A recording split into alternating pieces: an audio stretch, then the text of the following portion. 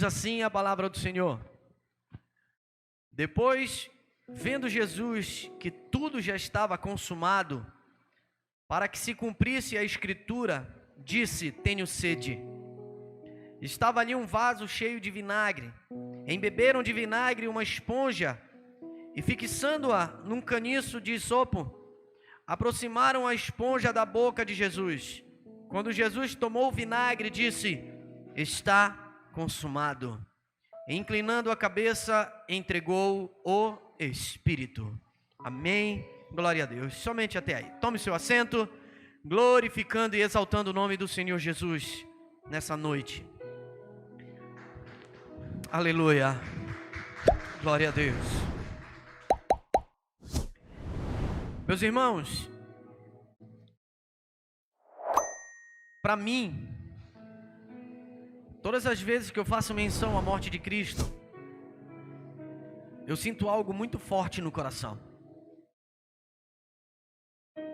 Um sentimento, uma mistura de que sofrimento e ao mesmo tempo o sentimento de gratidão. Porque é assim que nós devemos ter esse sentimento. Eu imagino Jesus, tudo aquilo que sofreu ali, toda a humilhação, todo o sofrimento. E o nosso desejo é como se fosse o de Pedro. Não permitas isso contigo, Senhor. Mas ao mesmo tempo, se tivesse acontecido isso, se esse momento não ocorresse, nós não estaríamos aqui. Não teria propósito o plano de salvação de Deus. Aí nós dizemos: muito obrigado, Jesus. Muito obrigado. Porque se hoje nós somos o que somos, é por causa do seu sacrifício. Se hoje nós somos o que somos, vivemos o que vivemos, se nós temos a nossa família, foi por causa de Jesus. Porque senão nós já estaríamos mortos. E quem sabe, mortos fisicamente, por conta do nosso pecado, porque esse é o caminho do pecador. O salário do pecado é a morte. E Jesus nos salvou, nos libertou, nos curou. Quando eu vejo o Evangelho de João, é o único evangelho, o evangelho que João escreveu, é o único evangelho em que a testemunha ocular estava lá. Não foi uma testemunha da testemunha da testemunha da testemunha. Não, ele estava lá. João viu tudo, acompanhou tudo. Até o último instante, João estava lá. O apóstolo João estava lá. Vendo todo o sofrimento, sentindo ali a dor de ver o seu mestre e Senhor sofrendo e morrendo naquele momento. E eu faço uma pergunta para você: o que Deus é capaz de fazer para provar o seu amor? O que Deus é capaz de fazer para provar o seu amor, para mostrar o seu amor? O que Ele é capaz de fazer? Será que a gente consegue responder isso? O que Deus é capaz de fazer para mostrar que Ele nos ama? O limite, ou até onde vai a capacidade de Deus, o poder de Deus para mostrar o quanto Ele ama você e a mim, é Ele se entregar à morte. Para provar que Ele ama, é Ele se entregar à morte, Ele morrer. Foi o que Ele fez.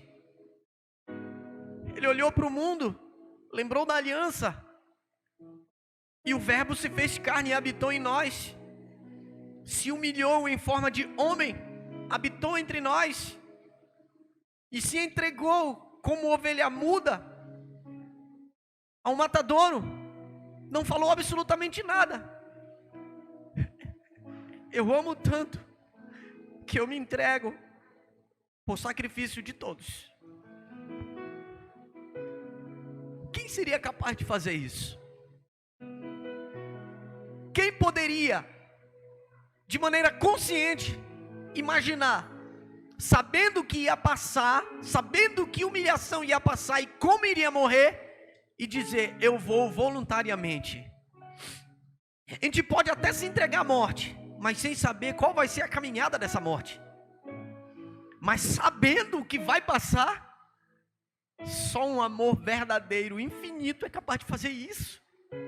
Só Deus é capaz de morrer, e foi capaz de morrer por você e por mim. Isso. Que amor é esse? Você consegue compreender os detalhes desse amor? Para ser capaz de morrer por você e por mim? Homem indigno, pecador, sujo. Mas Deus morreu. Deus olhou para cada um de vocês. Deus olhou para cada um de nós. Mesmo a gente olhando para dentro de nós e dizendo: eu sou digno de morte. Eu não sou digno do sacrifício de Deus por mim.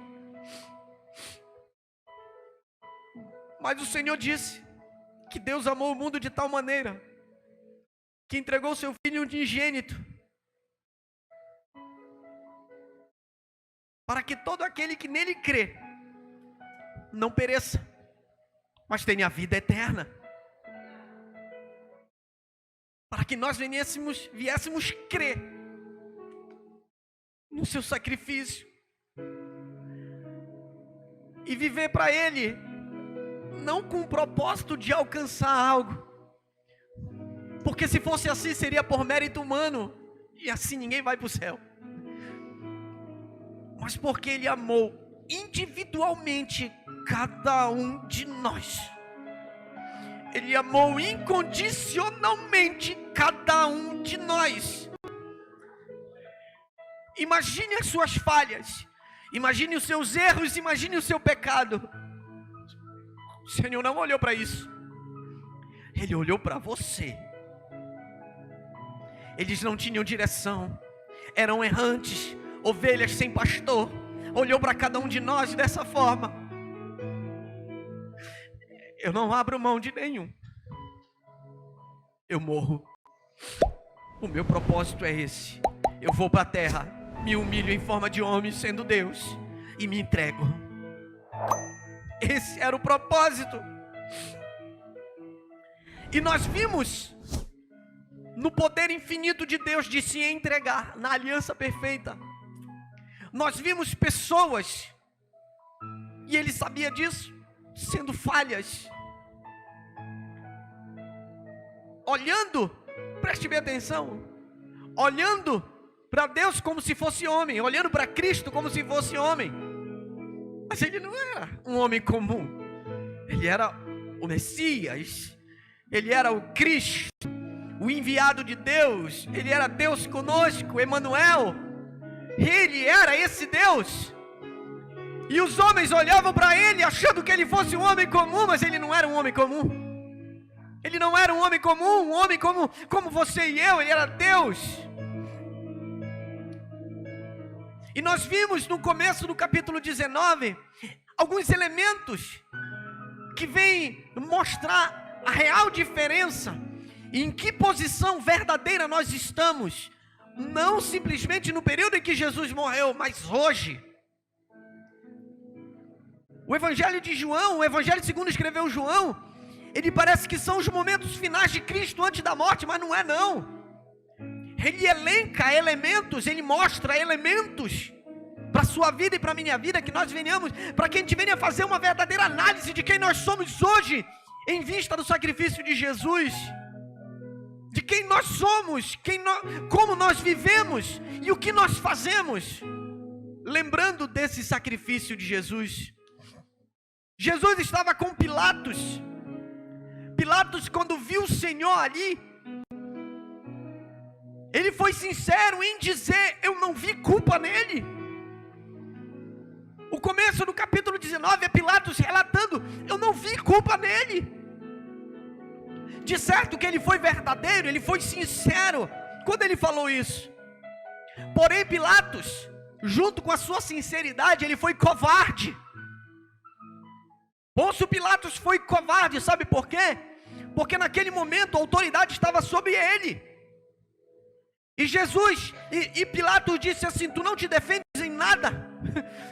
Se Jesus se defendesse, o que seria de nós? Se ele argumentasse, o que seria de você e de mim? Você consegue mensurar isso?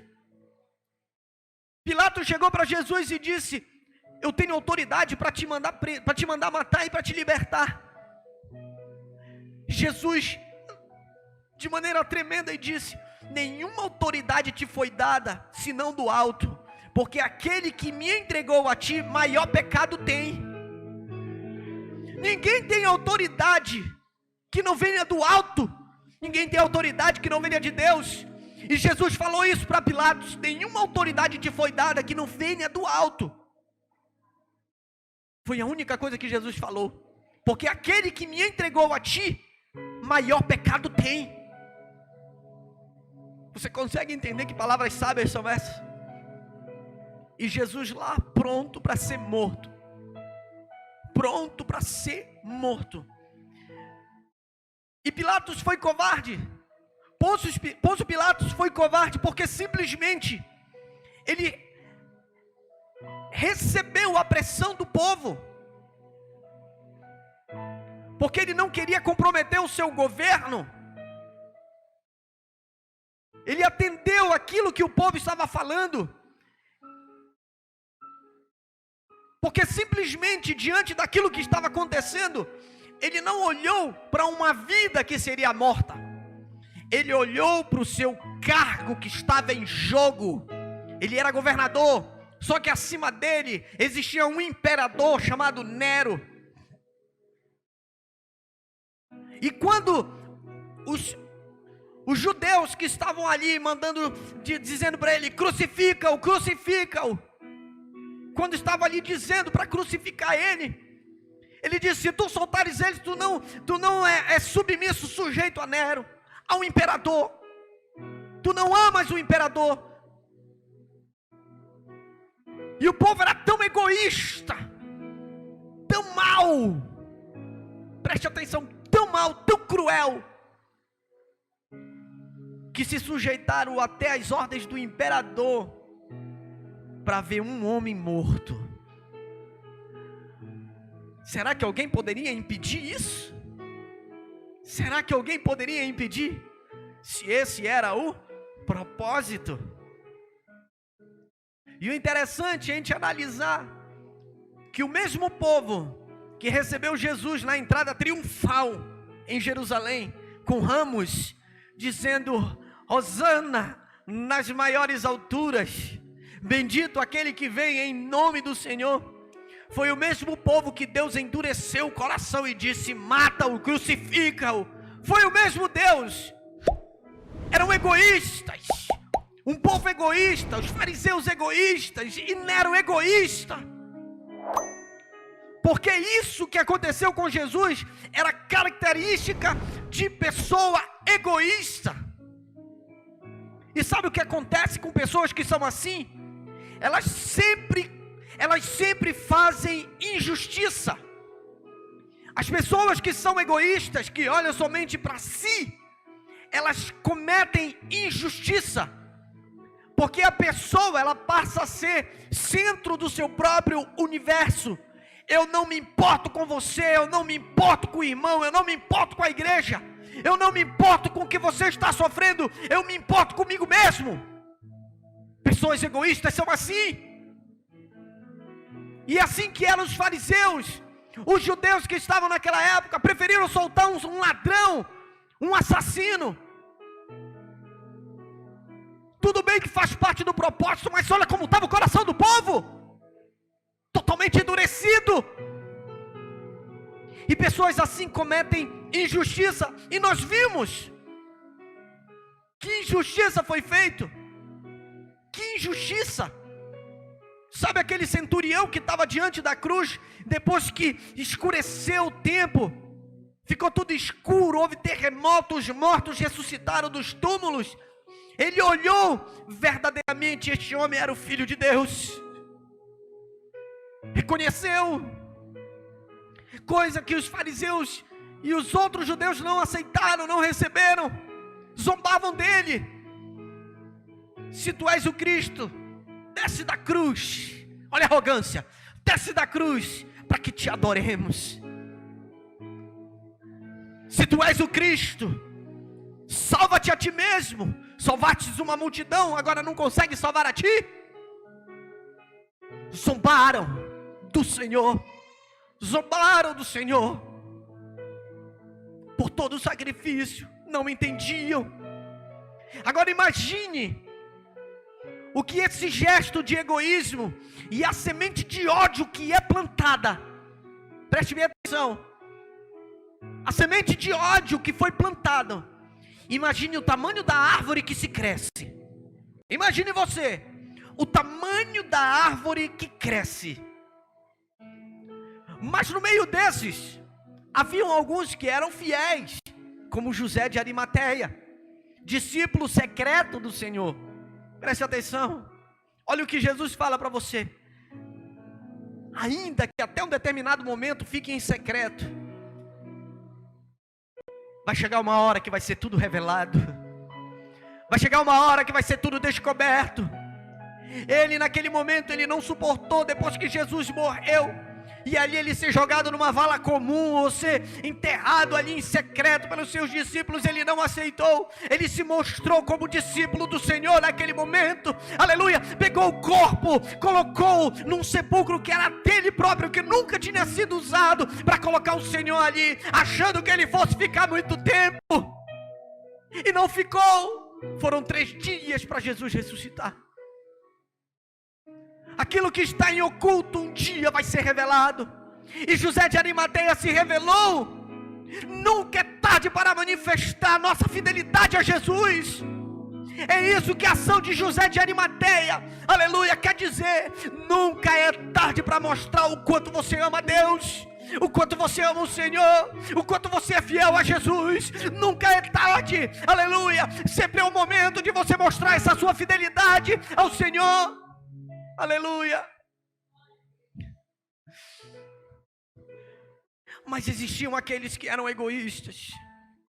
E a essência dessa mensagem é essa. Porque alguns pontos são importantes que nós venhamos analisar nessa mensagem. Porque aqueles que são egoístas, principalmente na obra do Senhor, num contexto bem mais amplo, esses agem que nem os fariseus, esses agem que nem os romanos, que nem Pôncio Pilatos. Não olha para a necessidade do irmão, não olha para aquele que está do lado. O irmão que se vire, primeiro eu, não me importa. Ele que se vire, ele que cuide da sua vida, ele que faça o necessário para ele mesmo. O meu cargo? Não. Meu cargo não, ninguém toca. Eu não vou ajudar esse irmão não, porque eu sei que se eu ajudar ele, ele vai querer tomar o meu lugar. Não é isso que a gente vê muito por aí. Disputas, rixas, divisões. Um querendo ser mais superior que o outro, um querendo ser melhor do que o outro. É isso que a gente vê, o mundo é assim. O mundo é desse jeito. Só que os servos de Deus não são assim. Os filhos de Deus não são assim. A igreja eleita, a igreja santa, você não entendeu? Levanta a tua mão, meu irmão, aleluia. Você que é a igreja santa, a igreja eleita, levanta a tua mão. Você que é eleito, escolhido, você se sujeita a Deus, você se sujeita ao irmão, aleluia. E no tempo certo o Senhor vai te exaltar, aleluia. No tempo certo Jesus vai te exaltar. Foi falado aqui de luta, de prova. Foi falado aqui de luta, prova. Considere-se bem-aventurado por passar tão grande aflição, porque assim o nosso Senhor Jesus Cristo passou, e Ele venceu, e Ele superou, e Ele vive, aleluia. E se nós morremos na nossa natureza carnal, iremos viver eternamente com Cristo na glória, aleluia. Mas a característica desse por incrível que pareça, aquilo que tem em nós precisa ser arrancado, que são as características do egoísta. como Pilatos, como os outros romanos que zombaram do Senhor, ou como os judeus, os fariseus. A ganância quer sempre mais para si. O ganancioso, ele não se contenta com o que tem, ele quer sempre mais para si, quer sempre mais e mais e mais e mais. Olha o que diz em Filipenses capítulo 2, versículo de número 3, vai dizer assim a palavra do Senhor: não façam nada por interesse pessoal ou vaidade, mas por humildade, cada um considerando os outros superiores a si mesmo. Superiores. Você não enxerga isso nos romanos, nos fariseus. A outra característica é o orgulho. O orgulhoso, ele exalta a si mesmo. O orgulhoso, ele não espera a exaltação de Deus, ele quer se auto-exaltar. E olha que diz em Provérbios 18, verso 1, aleluia. Provérbios capítulo 18, versículo de número 1, diz assim a palavra do Senhor: o solitário busca o seu próprio interesse e se opõe à verdadeira sabedoria. Aquele que quer ficar só, aquele que não quer companheirismo, ajudar o próprio, ele busca o seu próprio interesse. Não se importa com o irmão, não se importa com a igreja, não se importa com o próximo, e se opõe à verdadeira sabedoria. Essa é a segunda característica. A terceira é a ostentação. Busca ser algo que não é real. Ele busca ostentar aquilo que não pode ostentar. Ele busca ser aquilo que ele não pode ser. E olha o que diz em Tiago, aleluia. Tiago, capítulo de número 4, versículo de número 3, vai dizer assim a palavra do Senhor: pedem e não recebem, porque pedem mal, para esbanjarem em seus prazeres. Pedem errado, porque querem ostentar. Esse é o terceiro ponto, característico daqueles que eram fariseus, dos romanos. Característico de Pôncio Pilatos, que estava preocupado consigo mesmo. Aí nós vamos para o quarto ponto, a cobiça. Quarto ponto, a cobiça. Almeja o que não lhe pertence. Aquele que quer cobiçar aquilo que não lhe pertence. Os mandamentos do Senhor é que não cobiçais nada da pessoa.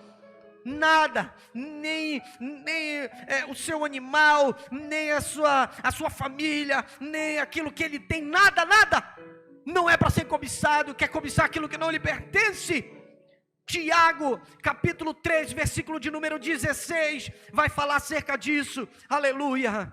Pois onde há inveja e rivalidade, aí há confusão e toda espécie de coisas ruins. Quer o que não é seu, cobiça o que não lhe pertence. Essa é a quarta característica daqueles que são egoístas. E nós vamos para a quinta característica dos egoístas, daqueles que são fariseus, daqueles que eram os romanos, daqueles que estavam pouco se importando com o próximo. A quinta característica chama-se falsidade. Falsidade. Engana a si mesmo a outros e desconsidera a verdade de Deus.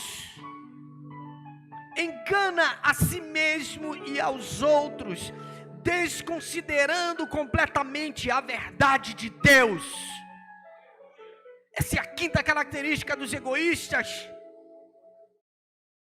Não olha para o próximo, não olha para o irmão, não olha para o sofrimento, pouco se importa. E uma das características, e eu não coloquei aqui essa, porque essa veio o próprio Senhor falar agora. Acha que já sabe tudo, não é humilde. Eu já sei tudo, eu não preciso de ninguém me instruindo. Não busca ajuda, não busca conselho. Para quê? Se eu já sei tudo.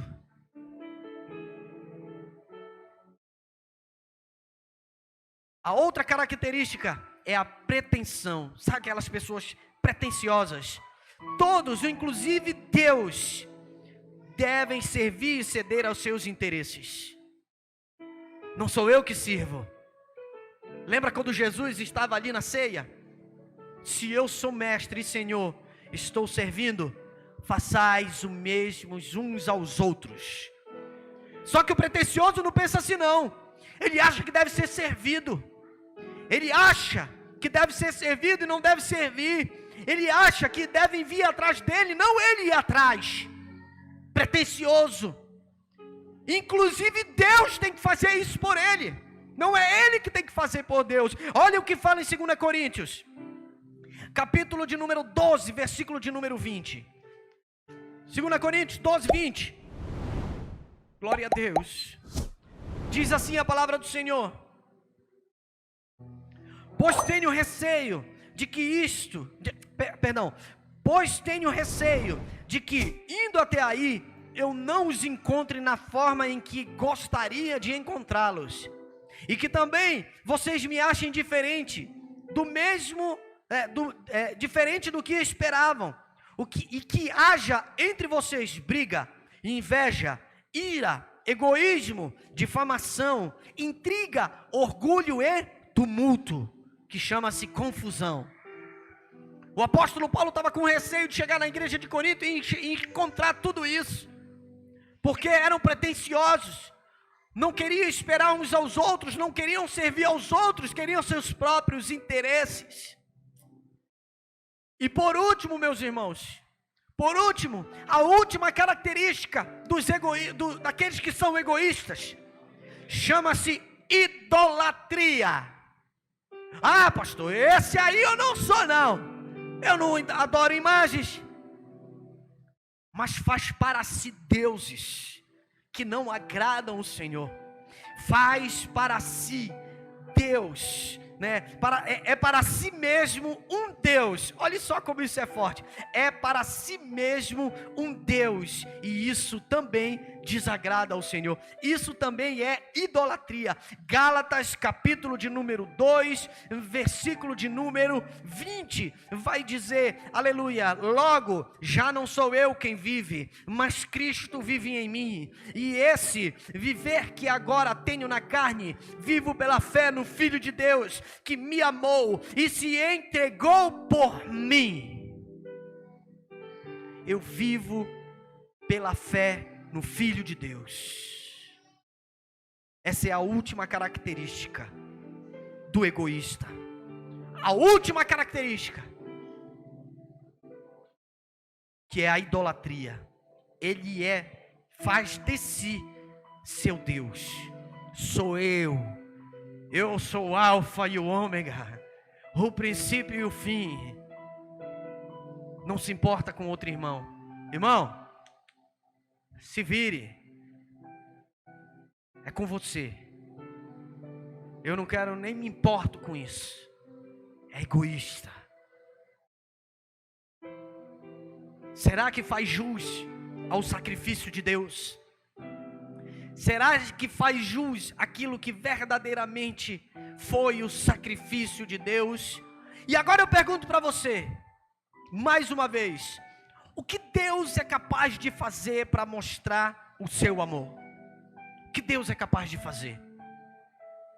E essa palavra, ela tem que trazer uma reflexão em nós tão impactante, daquilo que nós somos no nosso dia a dia, na nossa vida, e fazer para nós essa pergunta: o que Deus é capaz de fazer por mim para mostrar o seu amor?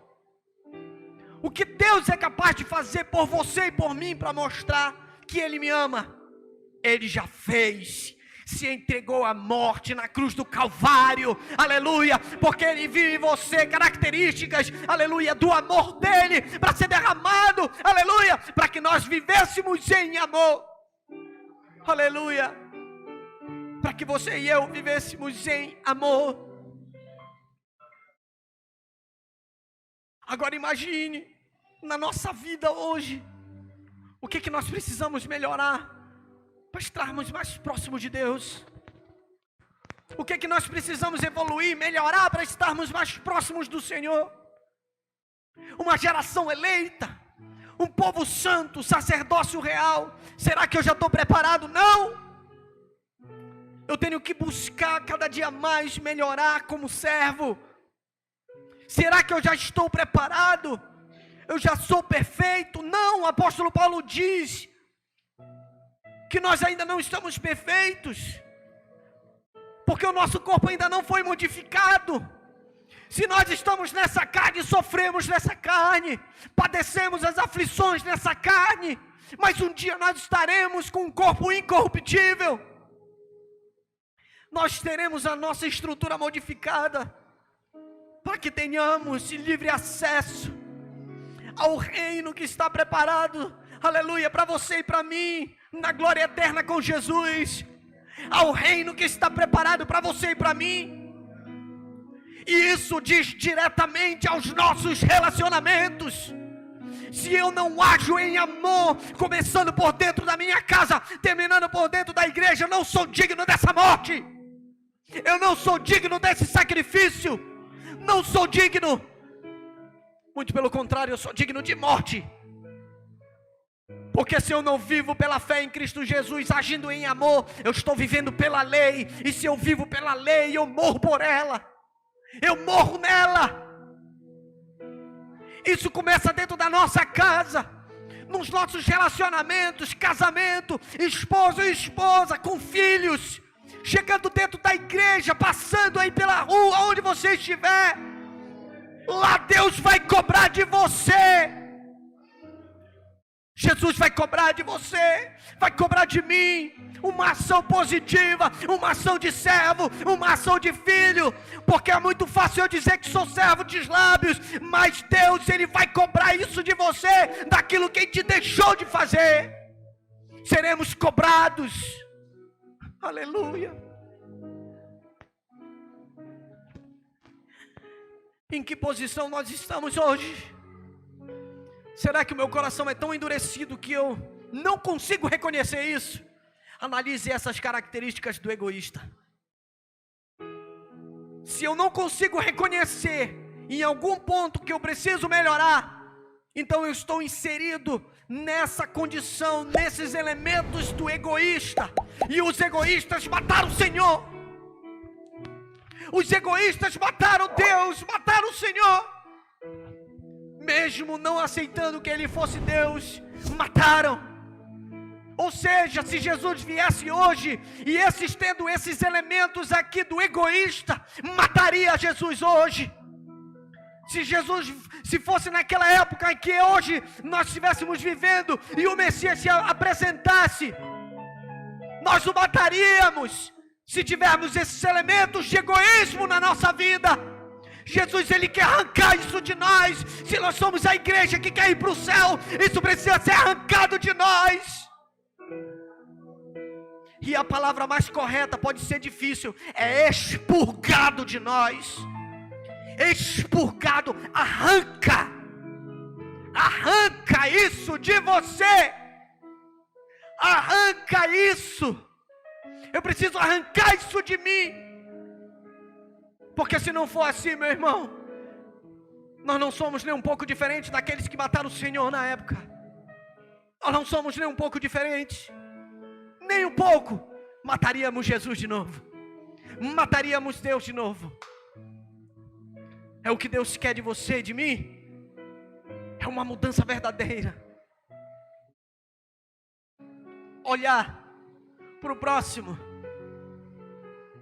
e ver. Jesus me ensinou a amar, ainda que não seja correspondido. Jesus me ensinou a cuidar, ainda que eu não seja cuidado. Jesus me ensinou a me entregar, ainda que não se entreguem por mim. Porque a minha herança está no céu. Nós não somos herdeiros e co-herdeiros do reino. A nossa herança está no céu. A nossa herança está com o Senhor. Mas Deus diz, a palavra do Senhor diz que aqueles que se dedicam, que fazem, que entregam, receberá bênçãos nessa terra e por fim a vida eterna. Oh glória! Receberá aqui nessa terra muito mais, e por fim a vida eterna. Em que posição de servo eu estou? Em que posição de servo eu estou? Será que eu consigo me analisar e ver? Será que eu estou nessa posição dos egoístas e fariseus ali? Ou será que verdadeiramente eu estou me colocando numa posição de servo, começando por dentro da minha casa e terminando aqui na casa do Senhor?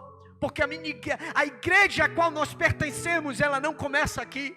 A igreja que nós pertencemos começa na nossa casa. Aleluia. É lá na nossa casa que começa a igreja que nós pertencemos. É quando ninguém vê, é quando ninguém escuta, que Jesus ele está esquadrinhando ali o nosso coração, as nossas intenções. Em que posição eu estou hoje? Jesus pergunta para cada um de nós: em que posição eu estou hoje? Será que eu luto para ser justo perante o Senhor, para cumprir a vontade de Deus, ou simplesmente eu abro mão? Te vira, é contigo, pouco me importa. Jesus vai cobrar de cada um de nós aquilo que nós deixamos de fazer para a obra do Senhor. Ah, pastor, então ele vai cobrar o que eu deixei de fazer aqui? Não, a obra do Senhor não começa aqui. A obra do Senhor começa dentro da minha casa. Porque se eu cuido bem dentro da minha casa, cuido bem na rua, eu vou cuidar bem dentro da igreja. Quando nós estamos reunidos, em qualquer situação, seja numa reunião, um culto de adoração e louvor, seja numa reunião ministerial, seja num mutirão de limpeza, seja na Santa Ceia, no que for, aleluia, se eu estou seguindo bem aquilo que eu tenho que fazer dentro da minha casa, quando eu boto o pé para fora de casa, da mesma forma, eu estou seguindo bem, eu vou chegar bem dentro da casa do Senhor para o adorar, aleluia, para glorificar o nome dEle, porque eu venho caminhando, aleluia, conforme Deus se agrada de mim. Se coloque de pé, em nome de Jesus.